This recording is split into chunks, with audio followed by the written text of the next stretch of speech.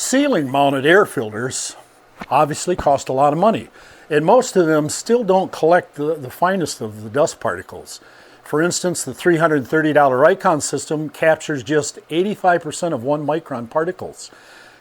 For another $50, Jet captures 89%. How much of that do you want to breathe? That's not even as good as many modern furnace filters. 400 bucks? Are you kidding me? That's got to be one of the worst purchases since the days of the Vikings when General Olaf the Hairy ordered 10,000 battle helmets with the horns on the inside. I'm not falling for it. That's what these babies here are all about.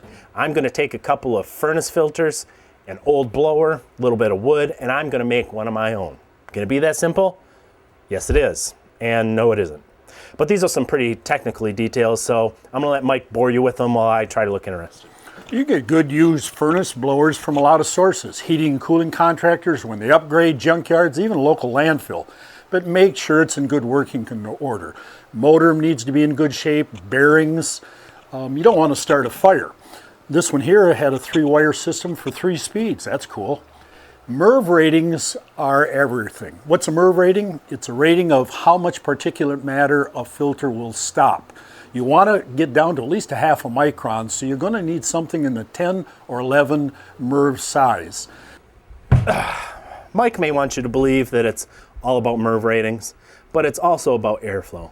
That's why you should put filters on 2 sides instead of just 1. This is going to draw more air from your shop.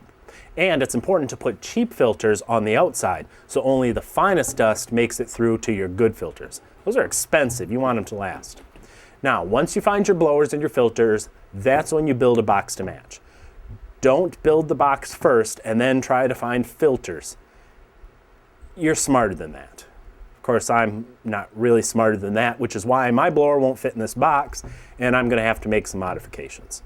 One more thing about the filter. A lot of guys think you mount it on the ceiling above the bench you use most. If you're one of those guys, it must be very embarrassing for you, because that doesn't make any sense at all.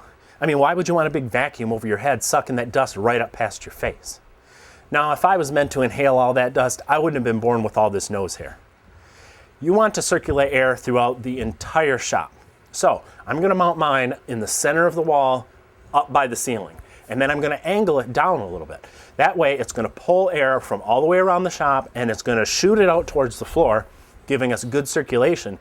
And another benefit is in the wintertime when all that warm air hugs up by the ceiling, it's going to circulate that through the shop, which is going to save me on my heating bills. Building it out of plywood and a furnace blower is going to save me the $300 or $400 of buying it in the store.